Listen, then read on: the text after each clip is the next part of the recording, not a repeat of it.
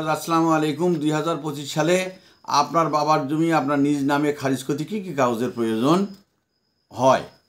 আমি বলতেছি যে আপনার বাবার জমি, যদি আপনার বাবার জমি বলতে আপনার বাবার নিজস্ব সম্পত্তি যেগুলেন, তার মানে আপনার বাবা চিরবিদায় নিয়েছে, আপনার বাবা পৃথিবীতে নেই জন্যেই আপনার কিন্তু আপনার ওয়ারিশ সনদপত্র প্রথম অবস্থায় চেয়ারম্যান, আপনার নিকটতম ইউনিয়ন পরিষদের চেয়ারম্যানের কাছ থেকে আপনার যে কয়জন ওয়ারিশ আছেন, কোনো ওয়ারিশই কিন্তু আপনার এখান থেকে কাটা পড়বে না। যদি কাটা পড়ে তাহলে আপনারাই কিন্তু ভবিষ্যতে বিপদে পড়বেন।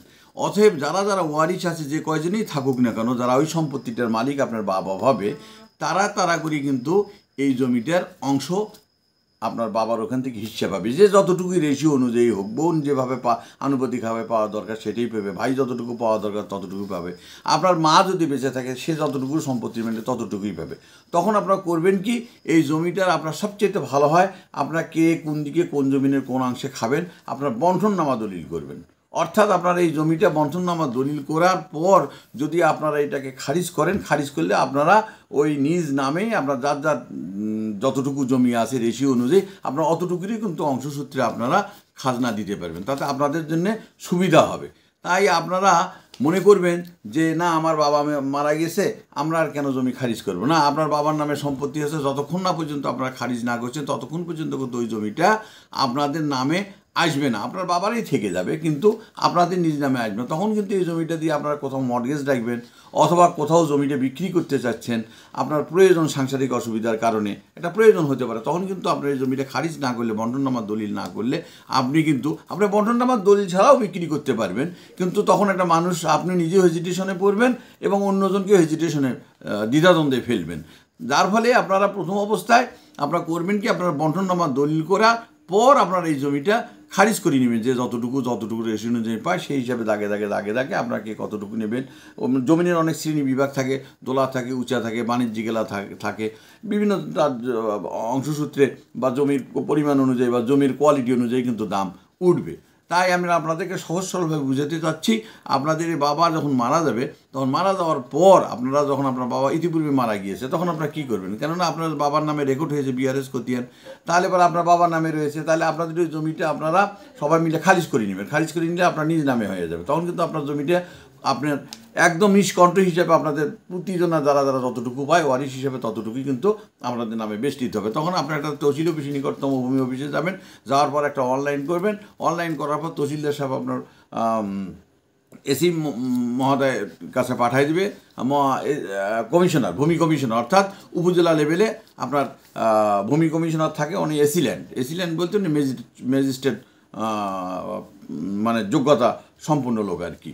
তা ওনার কাছে দিবেন, দিলে পরে তখন আপনাদের কিন্তু এই জমিগুলান যারা করে আলাদা করে খারিজ করে নেবেন, যেভাবে করে নেবেন না কেন আপনাদের 1170 টাকা করে আপনাদেরকে সরকার কাছে দিতে হবে। সেটা 10 বিঘা জমি হোক আর 1 বিঘা জমি, টাকা কিন্তু ওই পরিমাণে। আর আপনারা আলাদা করে যদি খারিজ করে নিয়ে নেন, হ্যাঁ, তাহলে পরে আলাদাভাবে আপনাদের যার টাকা সেইভাবে আপনারা দিবেন, দেওয়ার পর আপনারা এটা খারিজ করে নেবেন। খারিজ করে নিলে পরে তখন সম্পূর্ণরূপে আপনারা এখানে তহসিল অফিসে যা আপনার খাজনা দিবেন। খাজনা দিলে পরে আপনাদেরকে একটা টাকার রসিদ দিবে, অর্থাৎ যেটাকে বলা হয়, পূর্বের লোকে বলছিল অনেকে দাখিলা বোঝে না, কিন্তু অর্থাৎ দাখিলা বলতে আপনারা যে খাজনাটা দিয়েছেন সেই খাজনাটার রসিদটাকে দাখিলা বলা হয়।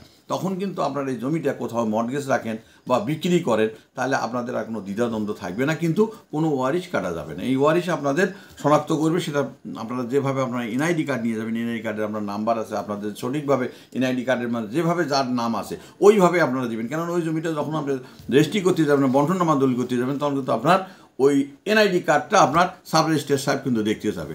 ওই নাম অনুযায়ী কোনো ভুল করা যাবে না। যে কয়জন ওয়ারিশ আছে ওই ওয়ারিশ সনদপত্র, একটা ওয়ারিশ সনদ আপনাদেরকে নিতে হবে এবং এটা সত্যায়িত করে দিবে যে না অমুক আপনারা যেভাবে দিবেন ওইভাবেই কিন্তু চেয়ারম্যান আপনাদেরকে ওয়ারিশ সার্টিফিকেট দেবে। ওই অনুযায়ী আপনারা জমিগুলেন খারিজ করে নেবেন। খারিজ করে নিলে অদূর ভবিষ্যতের জন্য আপনারা উন্মুক্ত হয়ে গেলেন, মানে এই সম্পত্তিটির ব্যাপারে আপনাদের উন্মুক্ত হয়। অর্থাৎ বাবা যখনই থাকবে না তখন কিন্তু এই জমিটা খারিজ করার প্রয়োজন হয়, হ্যাঁ, খারিজ করার প্রয়োজন হয়, বন্টননামা করার প্রয়োজন হয়, বন্টননামারও দলিল আপনারা করে নেবেন। তাতে কোনো, আমি যে কথাগুলেন বললাম এই কথাগুলেন আইন আদালতের কথা, আপনারা যদি জজ কোর্টেও যান, হাইকোর্টেও যান, সুপ্রিম কোর্টেও যান, তারপরে বিধান অনুযায়ী, ল অনুযায়ী, আইন অনুযায়ী কিন্তু আমি কথাগুলি আপনাদের সামনে উপস্থাপন করলাম। তাই আপনারা কোনো অবস্থাতেই এই বাবা চলে যাওয়ার পর দেরি না করে, কাল বিলম্ব না করে আপনারা এই জমিগুলা অতি সত্বর খারিজ করে নিয়ে যার খাজনাপাতি সেই দেবেন, সেই খারিজ করে নেবেন। তাহলে আপনাদের এই জমিগুলা আপনার বাবার নামে তখন থাকলো না, তখন কিন্তু অলরেডি আপনাদের দিলেন সিএস খতিয়ান আছে, আরএস খতিয়ান আছে, বিআরএস খতিয়ান আছে। মনে করেন আপনার বাবা যদি আপনাকে একটা জমি দিয়েও থাকে তাহলে সেটাও কিন্তু আপনাকে খারিজ করতে হবে, কেননা তার নামে কিন্তু রেকর্ড বেষ্টিত রয়েছে। সেটা হচ্ছে আলাদা ব্যাপার। আর আপনি যেটা ক্রয় করে নিয়েছেন আপনার বাবার কাছে, সেটা সম্পত্তিবাদী যে সম্পত্তিগুলো নেই, যেটা তো আপনারই হয়ে গেল, তখন আপনি ওটার নাম থেকে খারিজ করে নিয়ে নেবেন, তখন আপনার নামে ওখানে হোল্ডিং নাম্বার বসবে।